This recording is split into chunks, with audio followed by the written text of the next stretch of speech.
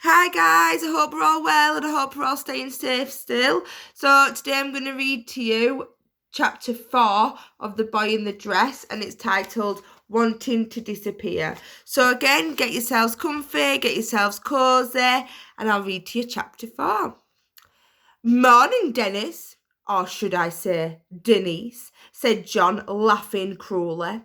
I told you not to mention it, said Dad sternly as he coated his white toast in an inch thick layer of butter.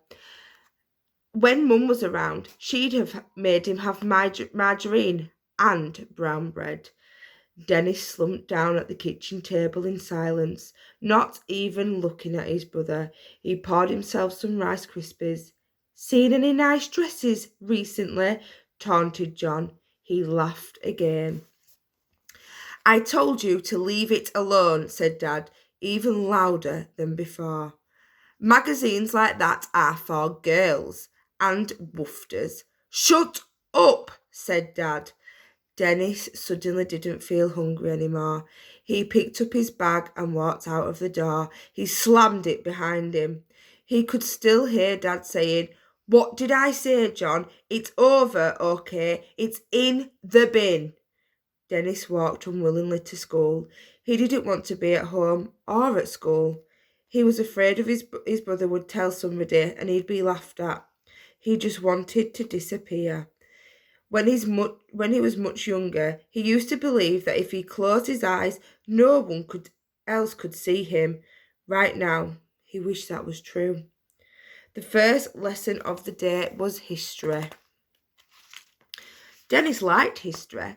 They were studying the Tudor dynasty, and he loved looking at the pictures of the kings and the queens in all their finery, especially Elizabeth I, who really knew how to power dress, an expression he had read in the Vogue next to a shoot of a model in a beautifully cut business suit. But Dennis always found chemistry, the next lesson, mind-numbingly boring. He spent most of the lesson staring at a periodic table, trying to fathom what it was. When break time came, Dennis played football, as usual, in the playground with his friends. He was having fun until he saw John with a group of his mates, the bad boys with short hairs who the careers advisors would probably advise to become a nightclub bouncer or criminals.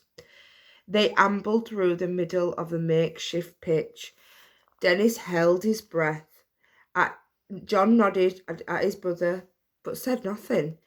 Dennis let out a sigh of relief. He was pretty sure his brother couldn't have told anyone that he had bought a woman's fashion magazine.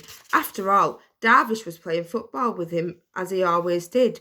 They played with an old tennis ball that Darvish's dog Oddbod had chewed. It was a school rule that footballs weren't allowed in the playground in case a window got broken. Darvish set Dennis up to score with a daring cross. Then Dennis headed the ball and it flew too high up past what was meant to be the goal and through the window of the headmaster's office. John and his friends stared, mouths open. The playground fell silent. You could have heard a pin drop. In the unlikely event that someone had dropped a pin in that exact moment. Oops, said Darvish. Yes, oops, said Dennis. Oops was really an understatement. The headmaster, Mr. Hartree, hated children. Actually, he hated everybody, probably even himself. He wore an immaculate three-piece grey suit with a charcoal colour tie and dark framed glasses. His hair was meticulously combed and parted, and he had a thin black moustache. It was as if he actively wanted to look sinister, and he had a face that someone who had spent their whole life grimacing ends up with. A permanently grimacing one. He might not be in his office, He might not be in his office, ventured Darvish hopefully.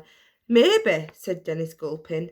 At that moment, The headmaster's face appeared out of the window.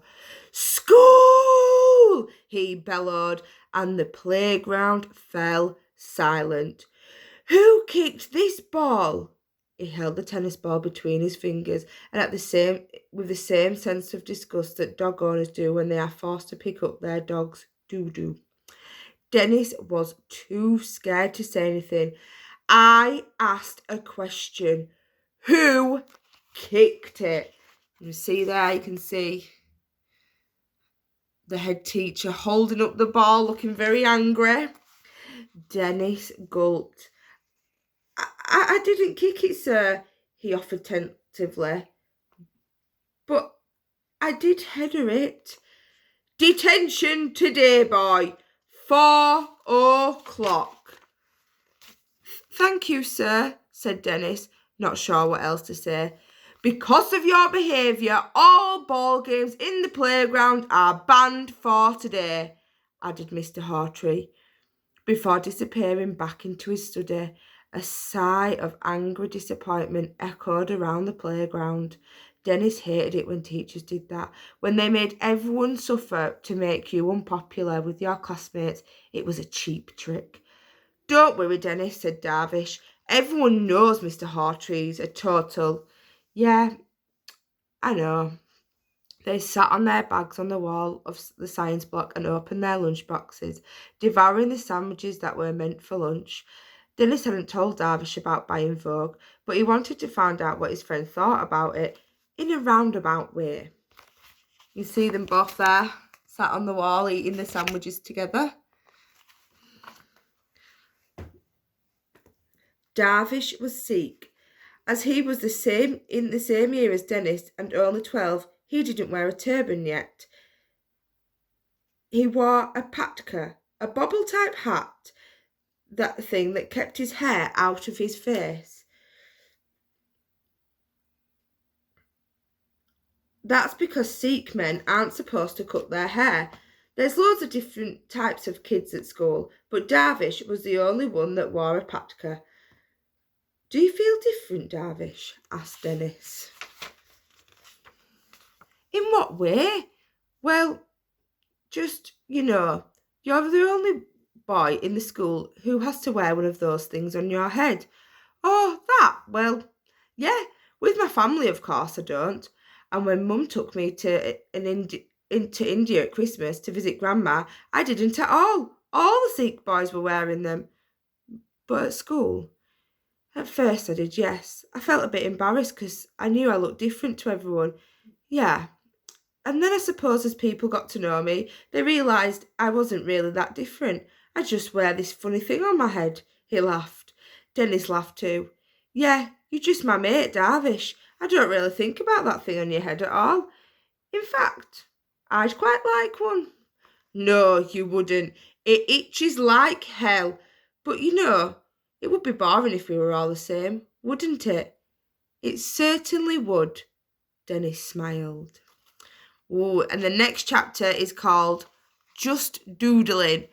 So come back and watch chapter 5. Thank you, guys.